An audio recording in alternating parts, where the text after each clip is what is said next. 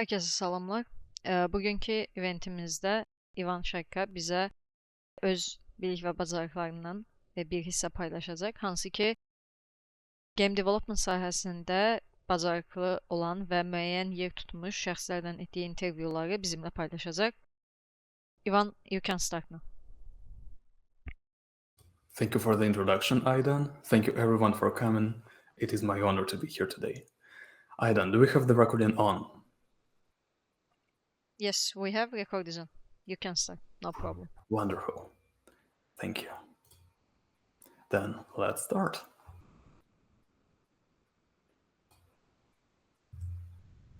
It is important to draw wisdom from many different places. If we take it from only one place, it becomes rigid and stale. Understanding others, the other elements, and the other nations will help you become whole. Quote by Uncle Iroh from Avatar: The Last Airbender. When I was reflecting on what helped me manage my projects better in games, I realized that I applied a 2000-year-old philosophy not just in my personal life, but also in my game production work. And it made me realize our knowledge is flexible, and we can learn from much more than only games and our specialties in it. It turns out that we as an industry are not as extraordinary and isolated as we tend to think. And we can turn it to our advantage. We can use our curiosity and transfer wisdom from other places to become better ourselves. My name is Shyika and I'm a game producer and project manager. Recently, I had the privilege to work on an ambitious indie game project called The Bug, which you can see on the screen right now. And curiosity has always accompanied me in my life. I started out as a game developer at 11 and organizing projects at 12. Then, I became a teacher and a content creator. And finally, a game producer and project manager. And I also enjoy foreign languages and art. And I noticed that every experience and every interest that I pursued somehow eventually always helped me make better games. So today I wanted to talk with you about the value of curiosity and how we can learn from unexpected places. We will start with me sharing lessons for game development leadership from an ancient philosophy. Then we will listen to thoughts and perspectives of 3 renowned game industry advocates whom I interviewed specifically for this talk. And finally, we will look into practical ways of how we can find inspiration and knowledge and how we can adopt wisdom from other places. And in the end, we will have question time. So, part 1, Stoicism in Leadership.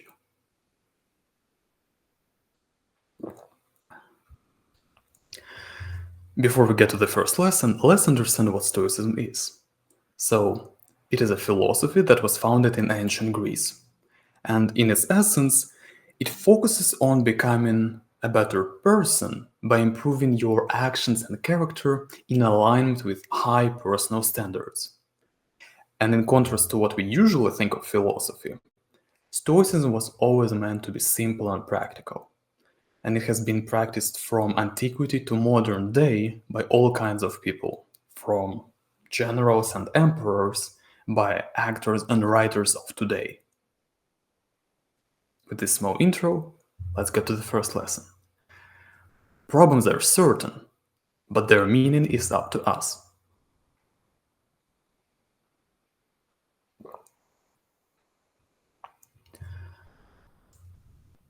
Difficulties and mistakes are unavoidable. You know that. Even with the best mentors and the most fantastic attitude, something will still eventually go wrong. But these challenges are not meant to break us, but to make us stronger and better.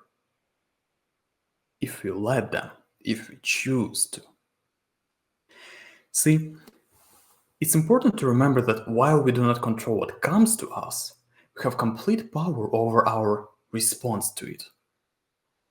So let me share a story with you. I was managing 3 junior game developers for a university team project, and it was Alpha Week, and we had a new scope requirement. Everybody must have at least 20 hours of work planned and completed per week. In other words, we needed to treat it like a part-time job. The requirement was not emphasized, so we didn't take it into account. And then, in the middle of the week, in the evening, our instructor informed us that our plan for the week was about 30% under the expectation. Put simply, we had 3 days to complete double of the remaining work.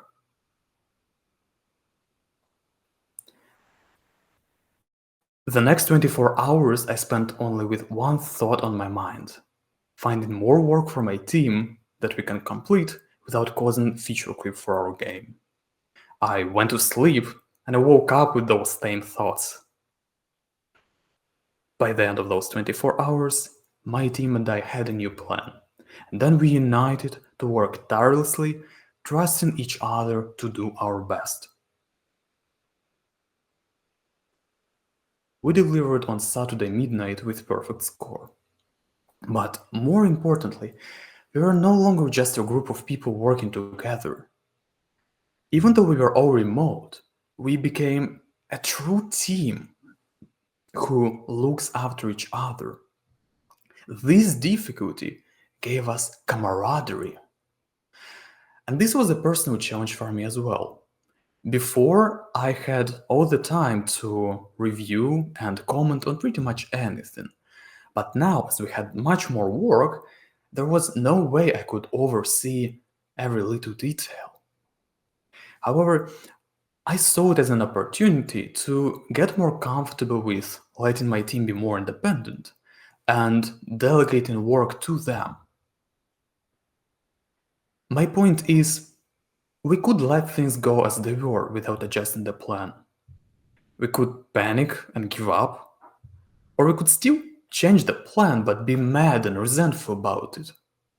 Instead, we stood up to the challenge and turned it to our benefit. We grew better through it, and we chose to do so. So, will this crisis that you are facing right now be your doom or evolution? Will we stand up and act, or give up? The choice is yours. And it leads us nicely to the second point. Responsibility is necessary for positive change.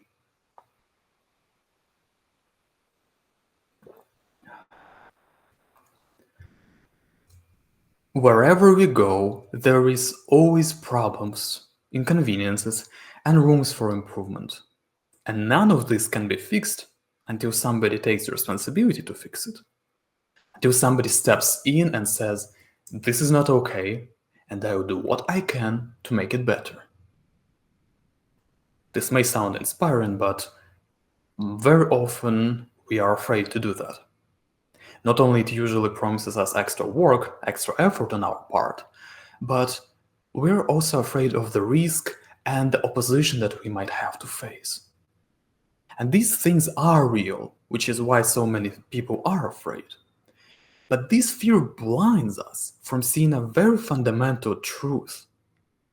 Responsibility means that you are in charge of something, meaning that responsibility gives you control. So let me share another story with you. Chris Klimecki, now the head of production and chief project officer at Midwest Games, a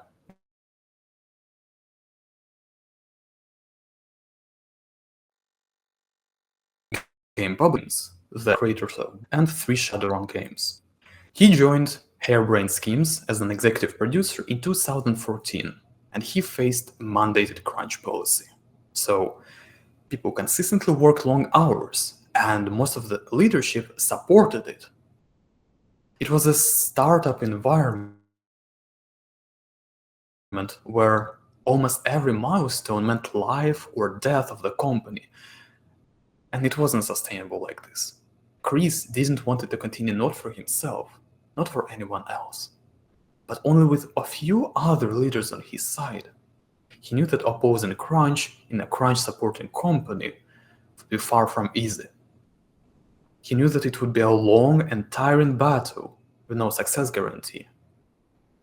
Nonetheless, he accepted the responsibility.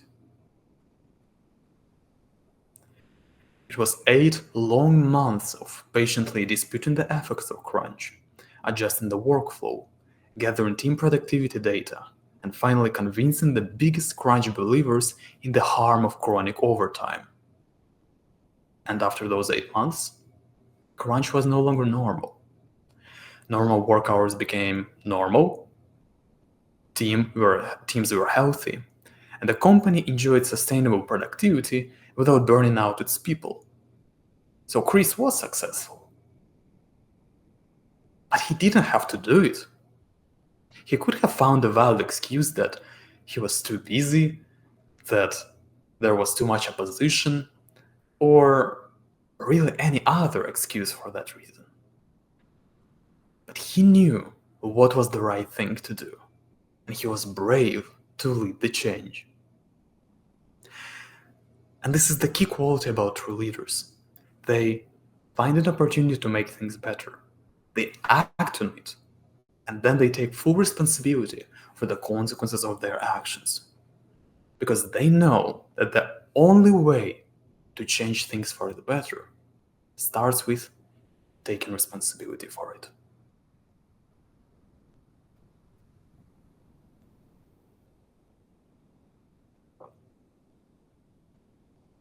But of course, we still need to focus on things that we can actually achieve. Epictetus, a slave who turned into a famous philosopher, said, "Make the best use of what is in your power and take the rest as it happens. Some things are up to us, and some things are not up to us." End quote. Often, our mind sabotages us with thinking about things that we cannot change directly. So you may be worried if you get that funding or not. Or you may be afraid of this team conflict that you're having. Or you may be upset by some company policy set by the executives. All these are reasonable concerns. But let's think back about responsibility. Are we in charge of those things? For example, do we control if we get that money or not? Do we control what this person says or thinks? No. But it also doesn't mean that we are helpless about it. We just need to ask ourselves, what can I do right now to get closer to where I want to be? See, we no longer look at the result, which is outside of our control. We now look at the specific action that we can take right now to achieve what we want to happen. And suddenly, you find ways to improve your game pitch, or you prepare for this difficult conversation that you're about to have. Or like Chris Klimecki, you find allies and develop a strategy to fight for the change that you want to see. You still care about the result, but now you're not only less worried about it because you're too busy working on it, you're now actually getting closer to achieving what you want to happen. And I like the keep calm and do something slogans because they are a good reminder, a good recap of this idea. Focus on what you can control and don't worry about what you cannot. Because worrying in itself will not help you anyway.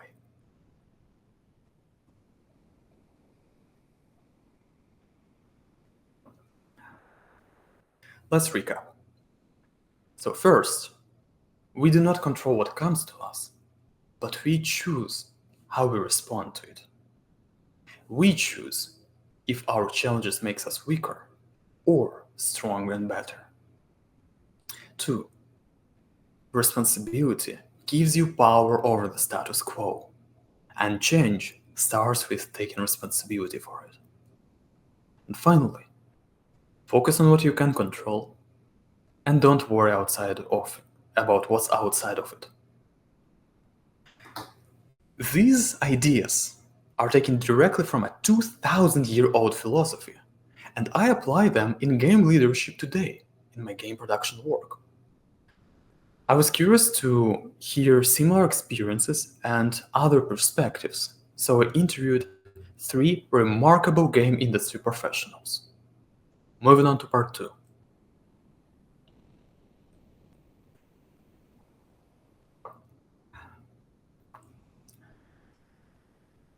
When we speak about transferable knowledge and skills, nothing is as universal as understanding people, because people are everywhere. And Tim Collins knows this like no one else. His recent history includes being an executive director for Seattle Indies and Global Game Jam, as well as an International Game Developers Association board member, with his past experiences as a QA test lead, producer, and system engineer, just to name a few.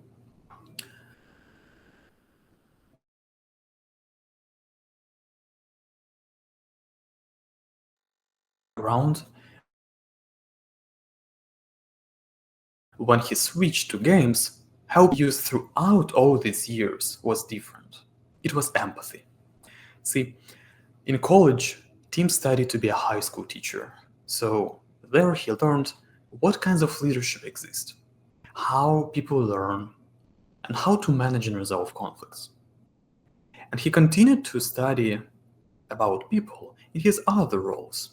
I quote, "Food service taught me work ethic to be effective in supporting game developers, especially during the end of the production cycle, providing understanding, patience, and support for people who are just trying to get their jobs done. And working in call centers taught me that they're not frustrated with you particularly, just frustrated about the situation." End quote.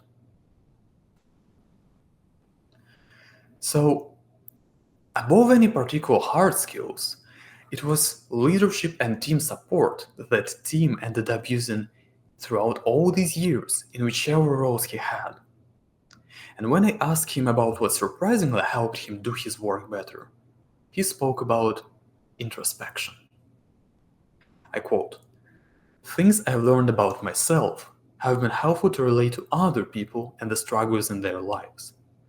Understanding of how to process feelings internally helps to understand what other people are going through. It's not about the work, or the job, or even about you.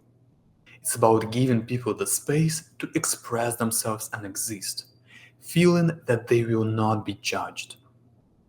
End quote.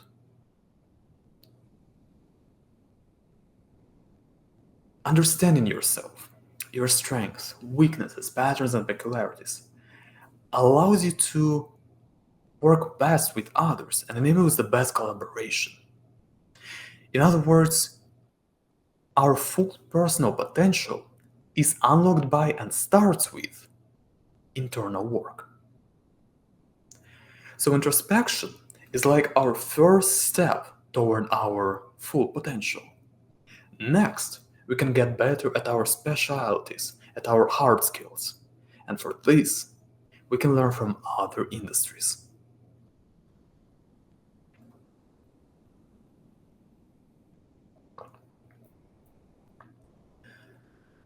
Ali Farha, now a senior technical producer at Star Stable, future game board member and mentor, and a renowned speaker and game industry advocate, used to work in automotive and medical industries before he switched to games. And as distant as those fields may seem to games, those experiences directly translated to his game production. I quote, "In my past jobs, I've learned how to work with products with a quality mindset first. I've learned how to do strategic planning for years ahead. And I've learned how to be ultra organized and do proper planning, learning from the best of the best." End quote. To give you a clear example, a couple of the things that he worked on was a brake system for buses and trucks, and a device meant to cool the brain during coma. On such projects, there is no way you cannot pay attention to quality. And of course, in games, we also value user experience, but the worst that can happen to us is an upset player. There, bad quality can cost someone's life. And this is the exact reason why they have much more expertise managing those challenges. As Ali told me, I quote, "Gaming industry, even though it's the flashiest, we are far behind in terms of planning, estimations, and almost every other aspect except creativity." End quote. And this is the key point about games industry. We are exceptional at creativity and presentation, but we lack at almost everything else. And what we need to improve at today was studied and practiced in other industries for decades. Games, while being unique, are not alien, and we can and should learn from other industries if we want to improve our own. So to advance in your own role, look into how your work is done somewhere else. Of course, they might be creating different products, but the problems that they face are the same issues that we have today, and maybe they have a better way of solving them. So, introspection was our first step to full potential, and learning from other industries is our second step. Finally, we can discover new ways to see things. We can look for new perspectives.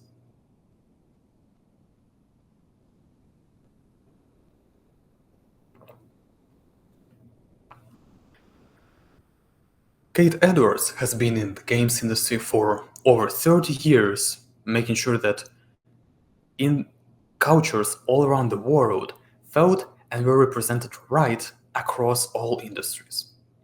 She directly influenced games such as Assassin's Creed, Dragon's Age, Age of Empires, Mass Effect, and many more. And her experiences include being a former executive director of both International Game Developers Association and Global Game Jam. When we think of cultures, we tend to think about the local traditions that we have, but it is a very limited perspective. Each one of us has a unique culture that influences how we communicate, how we act, and even how we see and approach our problems.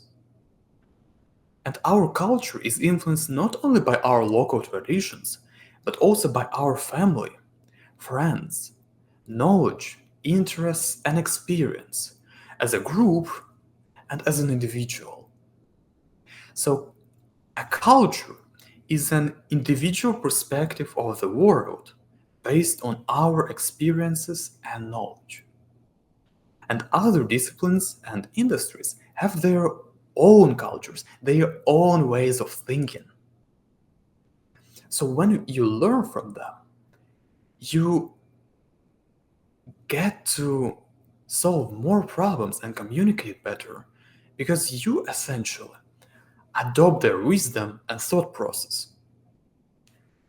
And this is where diversity and inclusion comes into play.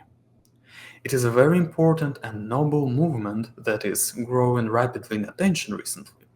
But as both Kate and Ali shared with me, it's also widely misunderstood even by the companies practicing them.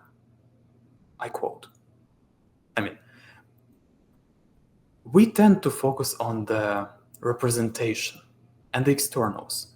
So things like the race, the ethnicity, or origins, which is all fine and necessary. But what is the real value of diversifying our teams? In Kate's words, I quote, "Diversity and inclusion is about making sure we have a diverse worldview, a diverse mindset. Different people can see different kinds of problems that a more similar group simply will not catch. And when you're trying to solve a problem, organizational, interpersonal, or something else, the solution might already exist in another culture. End quote. So, diversity in the workplace helps us build more resilient and adaptable teams.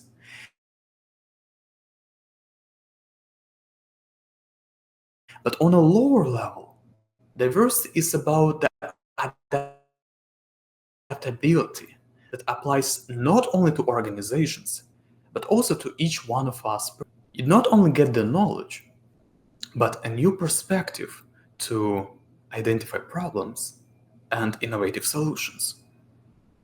To make it simpler and make a parallel with evolution, learning is like taking an adaptation that you can later use when you need it. Learning is like evolution on demand. So let's recap. Introspection and empathy enable us to do our best work as a team and as an individual. Next, game industry has a lot to learn from others, and if we want to get better in our own specialties, we can see how our work done in other industries and disciplines. And finally, learning is evolution on demand, and diversity in our teams and minds makes us more resilient and adaptable. And this is why we should open ourselves to new experiences, to growing in new directions. But how exactly can we do it? Let me suggest you an approach, how we can leverage our curiosity and how we can transfer wisdom from other places.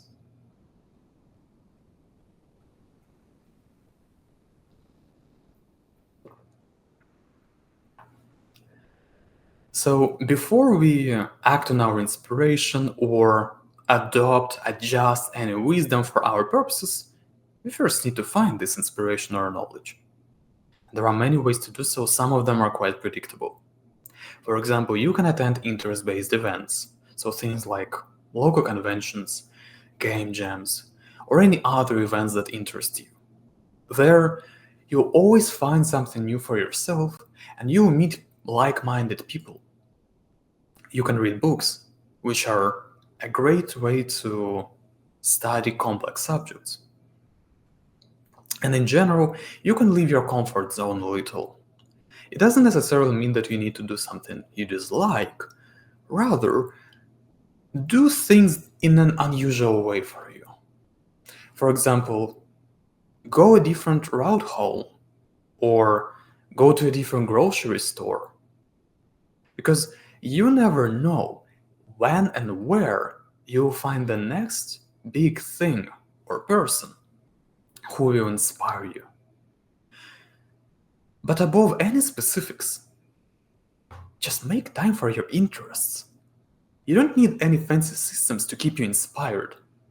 If you're actually passionate, if you're actually curious about what you're doing, just the joy of doing it and exploring something new about it will motivate you to continue discovering, to continue learning. So, now we know where to find this knowledge. It's time for us to put it to our use, to adjust it. So let me suggest you an approach.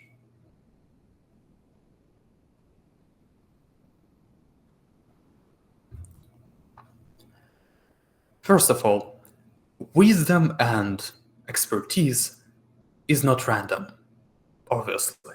They achieve a set goal within a certain context without failing for some other reason.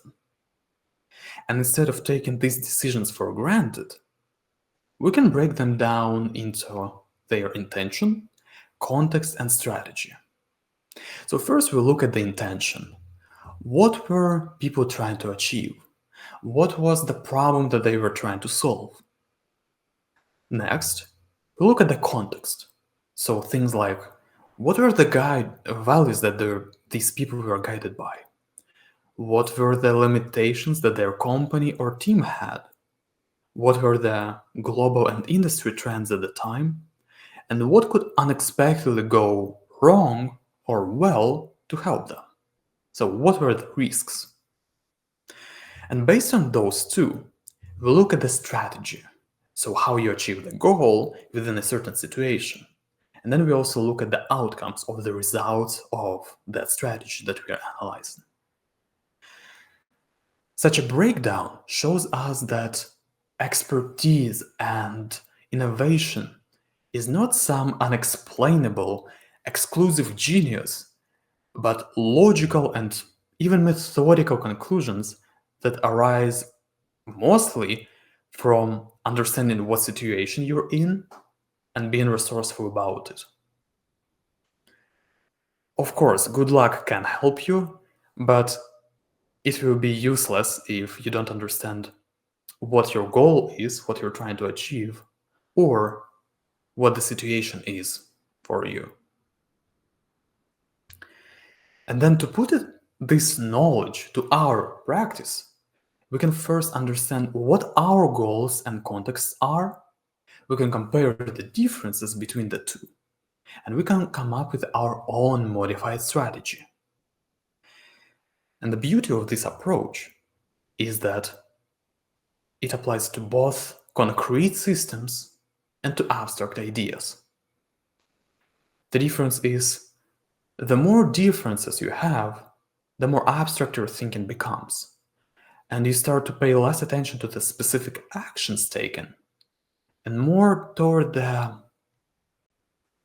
values, reasoning, and the general thought process of people. And for a specific example, Kate told me how she created a localization issue ranking system inspired by the bug ranking system. Or for a more abstract example, it would be extrapolating personal principles into leadership principles. Let's recap.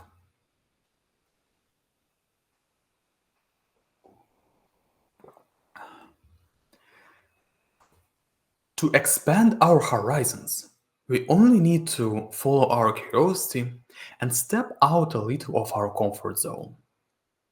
Then, to extract wisdom of what we learn, we need to break down the solutions into their intention, context, and strategy. And finally, to use this wisdom to adjust it for our purposes, we can compare it with our goals and contexts, and we can come up with a modified strategy. So, we started with how a 2000-year-old philosophy helps me in my game production today. Then we listened to the thoughts and perspectives of distinguished game industry advocates. And it showed us that we as an industry are not alien.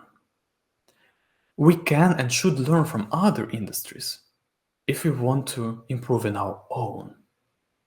And for this, we can embrace our curiosity and adjust wisdom from other places. And to act on this insight, we looked at a very structured way of adapting wisdom. I hope that you enjoyed the talk and found something interesting in it for yourself. But if you could walk away with only 3 things, with only 3 directions, I would want them to be this. First, explore like a child. When you gain your wisdom from many different places, you become whole. And when you combine things in ways unknown before, this is when you can achieve innovation. Then, just like fire grows bigger thanks to whatever you throw into it, you can grow with every experience that you encounter. And finally, like water bends its shape, so you can adjust your knowledge and perspective to whichever situation you get into. Be a well-rounded person who uses every experience experience to grow and adjust themselves to every situation they get into. Thank you. And before we get to the questions and the recommendations, I would like to thank the people who helped make this talk what it is today. So, Chris, Tim, Ali, Kate, Brandon, Олю и Катю. Thank you. And thank you Aidan and Gamepons for the opportunity to speak today. On the left you see my email, please feel free to ask me for the slides or share your feedback. And on the right are some recommendations from me and some of our guests. And with this being said, we're open for questions. Aidan, do you have any questions? Yes, we have some questions and I will direct them to you right now. How do you differentiate the ideas between data-driven decisions and creativity decisions, that they don't conflict with each other and without breaking the backbone of the studio? Because sometimes, especially in indie studios, there is this idea. Some studios believe we have to rely on the data-driven ideas, and some say we are indie studios, we have to rely on the creativity part. Data-driven approach is for AAA studios, not for the indies. So how do we balance it? How do we use it? Which one is the best? Or how do we use both of them without any conflict? That's a good question, and to make it very brief, I will get into detail on that. It's once again about balance. And now the detailed answer. If you go fully data-driven, then you're a robot. And we're a creative industry. That cannot happen. We cannot be robots. On the other hand, if you have no structure, if you're completely creative-driven, you're likely to turn to chaos. There is no structure, there is no organization. So you need a little bit of both. At some points, you need sometimes more creativity, sometimes you need more organization. But the idea is that you always need both of them. And if you ask about the scalable solution, what companies often do, without breaking their backbone, they can select a team that will embrace the new idea, try something out. For example, let's say it's some new work approach. And out of 100 people company, we would take a team of 6, let's say. And they would try this approach in their team. They will gather data on it over some time, and they will see if it actually helped them or not. So, and this is the way how we can approach it safely without bringing drastic changes that can be very risky. We minimize the risk, but we still allow for this innovation to happen, to reveal itself. Thank you for the question. Okay, so next question is about more like financial part of the game development studio. What strategies do you use to keep the studio financially stable, especially for indie studios? Because resources and money is tight, especially for indie studios. What advice can you give us on this topic? It would depend, of course, on your circumstances. If you have difficulties with funding, of course, you need to be paying a lot of attention to how you're spending that money and optimizing your operations wherever you can. So one of the most expensive work types is meetings. You have people in the same room just chatting with each other, but you're still paying them for that. So this is one big optimization. Look into how you can optimize your meetings. And in general, yes, find your ways where you can optimize your spendings and look for more sustainable funding sources, I would say. Develop a strategy that would fit your goals, your situation, and use this money wisely that you get. So the next question is, what was the biggest lesson you learned as a leader in game development? Oh, there were many, always sometimes some big surprise. I would say that it's not about you when you are a leader. It's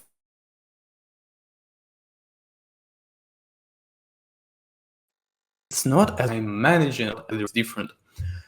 It's not about you. As the leader, you enable others to do their best work or to achieve a certain goal.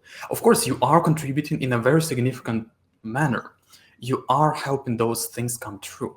But ultimately, it's not about your ego or your achievement. You're just enabling people to do their best work. And it's not to say that you're less important from that, but it's about the common goal. It's not about you who is there the best, the most important one. It's about you as a team moving there together. And you're just helping this team achieve the goal. This is one of the big lessons that you truly understand once you become a leader. Thank you for the question. Okay, so there's one more. When expanding your studio, how do you evaluate potential new markets and distribution channels without overextending? Because in Azerbaijan, there is this saying that you don't create the game for Azerbaijan because the community is tight and the possibilities are so little in Azerbaijan. So every indie studio should aim globally and should aim to make their game perfect for the global audience. So when expanding to the global, let's say we are gonna publish our game on Steam or Epic Games or Play Market, etc., etc. How should we do it? How should we evaluate potential new markets? And how should we distribute our games for these markets? In terms of culture, in terms of localization, I would say it's important to first understand what your target audience is. After all, this is about setting goals and understanding what your target audience is. Because you cannot create a universally applicable game. There are people who love Dark Souls and there are people who love hyper casual games. Can you make a game that will fit both of them and that they will both enjoy to the same level?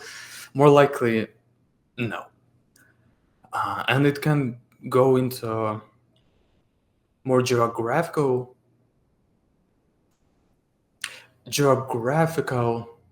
considerations. So certain audiences in certain geographies, they prefer this kind of game or this kind of experience, whereas those prefer something different.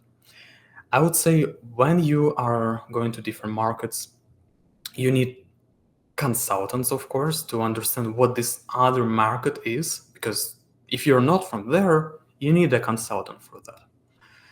And part of this is also, in general, localization. Make sure that you comply with the local government laws wherever you want to be published, or the culture, and understand what people want in a certain market. That's what I can say.